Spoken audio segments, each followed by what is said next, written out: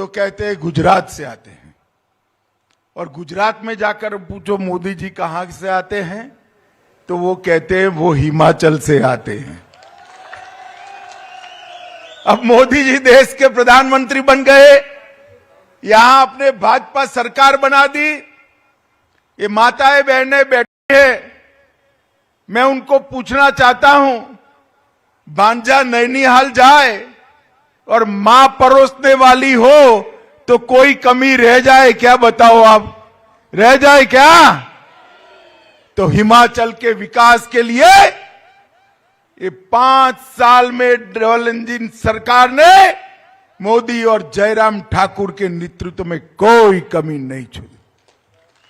IIT हो, AIIMS हो, medical college बढ़ाना हो, एमबीबीएस की सीटों में वृद्धि करनी हो, रोड रास्ते बिजली के कारखाने बनाने हो, हर क्षेत्र के अंदर विकास के मुद्दे पर ये दोनों सरकारों ने मिलकर हिमाचल में विकास का नया इतिहास लिखा है। अभी हमारे बिपिन भाई खामखा कहते थे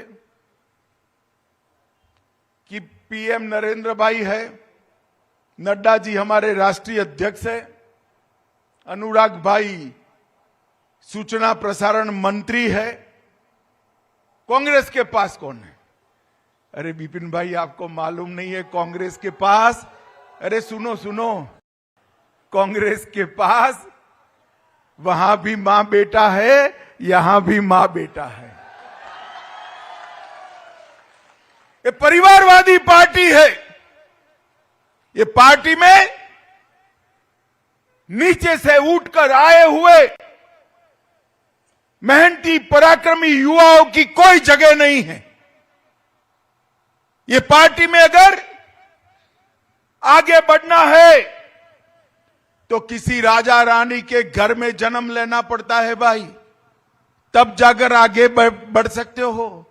शहजादा होना जरूरी है, राजकुंवर होना जरूरी है, मगर राहुल बाबा आपको मालूम नहीं है, अब लोकतंत्र आ गया है, राजा रानियों का जमाना गया, अब जनता का जमाना आया है। अब इस बार मैंने बारीकी से कांग्रेस का पूरा चुनाव कैंपेन देखा है। दो ही बात करते हैं, एक तो हिमाचल में एक बार कांग्रेस आती है, एक बार भाजपा आती है, इसके अलावा इनके पास कोई एजेंडा नहीं है। अरे भाई वो जमाना गया।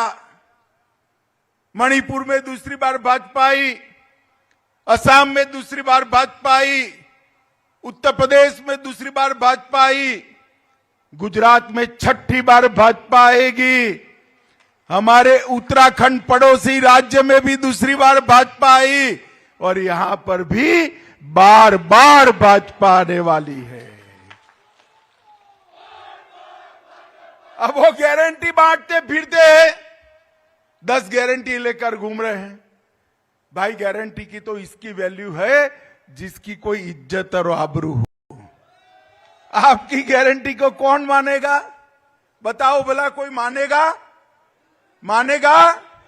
जिन लोगों ने 10 साल के अंदर 12 लाख करोड़ के घपले, घोटाले, भ्रष्टाचार किया, उनकी गारंटी को ये हिमाचल की चतुर सुजान जनता मानेगी क्या? राहुल बाबा हिमाचल की माताओं को क्या समझ रखा है, ऐसे ही गारंटी बांटते घूमते हो? ये गारंटी से नहीं मानते हिमाचल वाले, कंक्रीट काम मांगते हैं। मैं आज यहां आया हूं, हिमाचल का भी हिसाब दूंगा, देश की सरकार का भी हिसाब दूंगा। माताओं, भाइयों, बहनों, नरेंद्र मोदी जी ने 13 करोड़ गरीब माताएं और हिमाचल की 1,38,000 घरों में फ्री ऑफ कॉस्ट गैस का सिलेंडर भेजने का काम ये भारतीय जनता पार्टी की सरकार ने किया है। 60 साल सरकार चलाई आपने, 3-3, 4-4 पीढ़ी तक सरकार चलाई।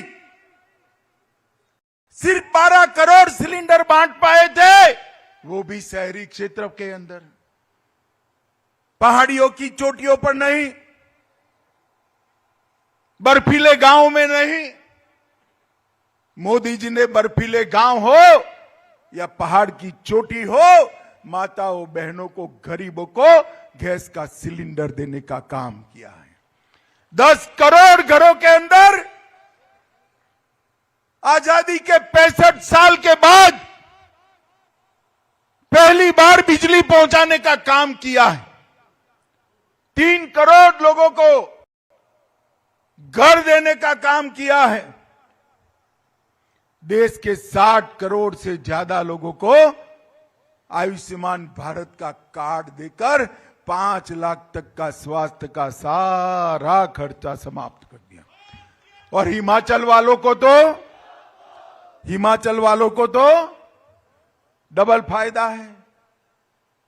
आयुष्मान भारत योजना तो है, जो बच जाते थे उनके लिए जयराम जी हिम केयर योजना लाकर आए, सभी को ये फायदा मिल रहा है। भाई माताओं, भाइयों, बहनों, कांग्रेस के पास हिसाब देने के लिए कुछ नहीं है। मुझे बताओ, एक कश्मीर हमारा है या नहीं है? जरा जोर से बोलो, ऊपर वाले भी बोले है या नहीं है? धारा 370 हटनी चाहिए थी क्या नहीं हटनी चाहिए थी? 70 साल से कांग्रेस पार्टी, जवाहरलाल नेहरू की गलती, ये धारा 370 को अपनी गोदी में बच्चे की तरह सहला रही थी। कोई नहीं मानता था कि धारा 370 जो टेम्पररी है कभी भी जा सकती है। आपने दूसरी बार मोदी जी को प्रधानमंत्री बनाया, 5 अगस्त 2019 को मोदी जी ने धारा 370 को उखाड़कर फेंक दिया। लाखों लोगों ने अपनी जान कुर्बान कर दी, मगर मंदिर नहीं बनता था। कांग्रेस उसको उलझाए रखती थी और हमें ताने लगाती थी, मंदिर वहीं बनाएंगे, तिथि नहीं बताएंगे। राहुल बाबा, अब तिथि बताने की जरूरत नहीं है। भूमि पूजन हो गया, मोदी जी ने भूमि पूजन कर मंदिर का काम चालू कर दिया है। और युवाओं, ये जय श्री राम के नारे लगाते हो ना, मैं आपको कहता हूं, जनवरी 2024 का अयोध्या का टिकट बुक करा दो। जनवरी महीने में वहां भव्य राम मंदिर आपको बना हुआ दिखाई पड़ेगा। काशी विश्वनाथ का कॉरिडोर औरंगजेब तोड़कर गया था, तब से लेकर आज तक नहीं बनता था। बद्री धाम, केदार धाम, उसका पुनरुद्धार नहीं होता था। नरेंद्र मोदी जी ने इस देश के आस्था केंद्र को फिर से ऊर्जावान बनाने का काम किया है। हम वोट बैंक की राजनीति नहीं करते, हम वोट बैंक से डरते भी नहीं है। माधव, इस देश पर कोरोना का संकट आया, नरेंद्र मोदी जी दिन रात प्रयास कर सभी सरकारों को, देश की 130 करोड़ की जनता को साथ में जोड़ने का प्रयास कर रहे थे। राहुल बाबा हर रोज सुबह 7 बजे उठकर एक नेगेटिव ट्वीट करते थे। मोदी जी ने कोरोना आते ही हमारे वैज्ञानिकों को सूचना दिया कि जल्दी से जल्दी इसका टीका बनाया जाए। हमारे वैज्ञानिकों ने भी कोई कमी नहीं छोड़ी। देश भर में सबसे पहले टीका बनाने वाले देशों में से एक देश हमारा भारत था। मित्रों, मैं पूछना चाहता हूं हिमाचल के आप सभी लोगों को, सबको 2-2 टीके लग गए हैं ना? हाथ ऊपर करिए, लग गए ना? 25 पैसा भी देना पड़ा है क्या? सरकार ने सामने से कॉफी पिलाकर टीका लगा दिया ना, बूस्टर डोज भी लगाना, और जो गरीब थे उनको 2.5 साल से प्रति व्यक्ति प्रति माह देश के 80 करोड़ गरीबों को मुफ्त में राशन देने का काम ये नरेंद्र मोदी सरकार ने किया। इसमें भी राहुल बाबा ने ट्वीट कर दिया, ये कांग्रेस की फितरत है, ट्वीट कर दिया कि मोदी टीका है मत लगाइयो, मगर उनकी कौन मानता है भाई, सबने लगा दिया, आप सबने भी लगा दिया, बाद में अंत में रात के अंधेरे में वो भी लगा आए। अरे भाई टीका टीका होता है, देश के वैज्ञानिकों ने बनाया है, टीके में भी राजनीति करनी है क्या? लोगों की जान बचाने की जगह राजनीतिक रोटियां सेकती है कांग्रेस पार्टी। मित्रों, 12 लाख करोड़ के घपले घोटाले कर आज यहां गारंटी बांटते हैं। भारतीय जनता पार्टी के शासन में कोई एक घोटाला नहीं ढूंढ सकता, घोटाला ढूंढना मुश्किल है। और कांग्रेस के शासन में घोटाले गिनना बहुत मुश्किल है। भाजपा के शासन में घोटाले ढूंढना मुश्किल है, कांग्रेस के शासन में घोटाले गिनना बहुत मुश्किल है। इतने घोटाले किए हैं, नाम भी याद नहीं रहते भाई। ये विपिन भाई अभी अपील करते थे कि यहां कमल खिलाइए, मैं बोलने वाला था, जरा संक्षिप्त में बोले, संकोची आदमी है थोड़े। माताओं भाइयों बहनों, इस 16 विधानसभा में 80 करोड़ से ज्यादा की परियोजनाओं का शिलान्यास और उद्घाटन हमारे जयराम ठाकुर ने किया है। 108 लाख रुपयों की लागत से उप तहसील नाला का लोकार्पण किया।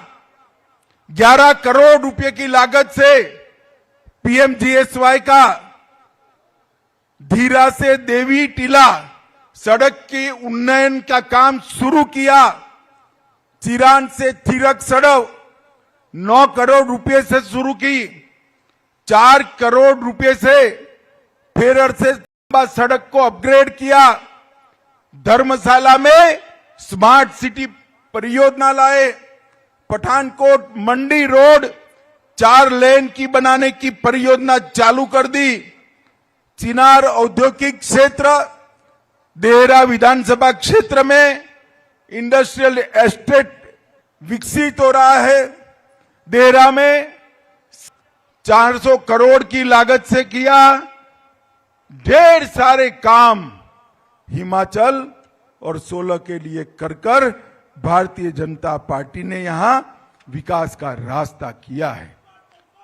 माताओं भाइयों बहनों, हमारे घोषणा पत्र के अंदर हमने कॉमन सिविल कोड का वादा किया है। भारतीय जनता पार्टी बनते ही, सरकार बनते ही कॉमन सिविल कोड पूरे हिमाचल में लागू पड़ जाएगा। किसानों को मोदी जी 6,000 रुपया भेज रहे हैं, उसमें छोटे किसानों को 3,000 रुपया और राज्य सरकार देगी।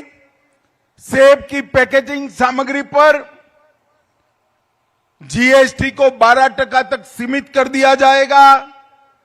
राज्य में 5 नए मेडिकल कॉलेज खोलेंगे। वक्फ की संपत्तियों में भ्रष्टाचार करने वालों की जांच होगी। और माताओं भाइयों बहनों, हिमाचल की बच्चियां जो 6ठी कक्षा से 12वीं कक्षा में पढ़ती हैं, वो सभी को एक स्कूटी सरकार की ओर से पढ़ने के लिए दिया जाएगा। भाई सिर्फ पढ़ने के लिए नहीं है, मैं माताओं को बताना चाहता हूं, बच्ची स्कूटी लेकर स्कूल तो जाएगी, शाम को आपको स्कूटी के पीछे बिठाकर बाजार में सैर भी कराने ले जाएगी। भाई हमारी बच्चियां उच्च शिक्षा प्राप्त करे, वो हमारा लक्ष्य है। महिला स्वसहाय जूथों में ब्याज का दर घटाकर 2% करने का काम भी भाजपा सरकार करने वाली है।